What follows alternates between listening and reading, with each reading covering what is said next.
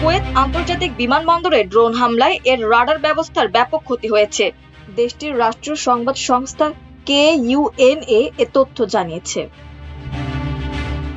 সংবাদ সংস্থাটির প্রতিবেদনে বলা হয়েছে, বিমানবন্দরটি বেশ কয়েকটি ড্রোন হামলার শিকার হয়েছে, তবে এতে কোনো হতাহতের ঘটনা ঘটেনি বলে নিশ্চিত করেছে বেসামরিক বিমান চলাচল কর্তৃপক্ষ। ইরান যুদ্ধ শুরু হওয়ার পর থেকে এই বিমানবন্দরটি বেশ কয়েকবার হামলার লক্ষ্যবস্তু হয়েছে। সবশেষ গত বুধবার বিমানবন্দরের একটি জ্বালানি ডিপোতে ড্রোন হামলায় ভয়াবহ অগ্নিকাণ্ড ঘটে। এসব হামলার জন্য কুয়েত ইরানকে দায়ী করেছে। এদিকে ইউক্রেন যুদ্ধে ব্যবহৃত শাহেদ ড্রোনের উন্নত সংস্করণ ইরানে পাঠাচ্ছে রাশিয়া। মার্কিন ও ইউরোপীয় কর্মকর্তারা এ সপ্তাহে বার্তা সংস্থা এপিকে এ তথ্য জানিয়েছেন।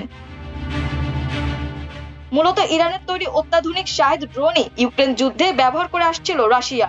তবে এই ড্রোনে এখন জেট ইঞ্জিন, কৃত্রিম বুদ্ধিমত্তা বা AI নেভিগেশন, উন্নত জ্যামার প্রতিরোধী ব্যবস্থা ও স্টারলিং ইন্টারনেট ডিভাইস যুক্ত করে আরো শক্তিশালী করেছে মস্কো।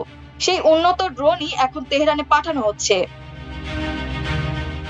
আজারবাইজান হয়ে মানবিক সহায়তার নামে ট্রাকে এই ড্রোন পরিবহন করা হচ্ছে বলে ধারণা করছে ইউরোপীয় কর্মকর্তারা। তবে চালানটি কত বড় এবং এটি একেবারে সরবরাহ করা নাকি ধারাবাহিকভাবে করা সরবরাহের অংশ তা এখনো স্পষ্ট নয়। তবে ক্রেমলিনের মুখপাত্র দিমিত্রি পেসকভ এই খবরকে মিথ্যা বলে উড়িয়ে দিয়েছেন। অন্যদিকে হোয়াইট হাউসের মুখপাত্র অলিভিয়া ওয়েলস বলেন, অন্য কোনো দেশ ইরানকে যাই সরবরাহ করুক না কেন তা আমাদের অভিযানের সাফল্যে কোনো প্রভাব ফেলবে না। যুক্তরাষ্ট্র ও ইসরায়েলের হামলার পর 1 মাসেরও বেশি সময় ধরে মধ্যপ্রাচ্যে ড্রোন হামলা চালাচ্ছে ইরান। বিশেষজ্ঞরা বলছেন, রাশিয়ার উন্নত এই ড্রোন ইরানের হাতে পড়লে মধ্যপ্রাচ্যে মার্কিন ও মিত্র বাহিনীর বিমান প্রতিরক্ষা ব্যবস্থার জন্য বড় চ্যালেঞ্জ তৈরি হবে।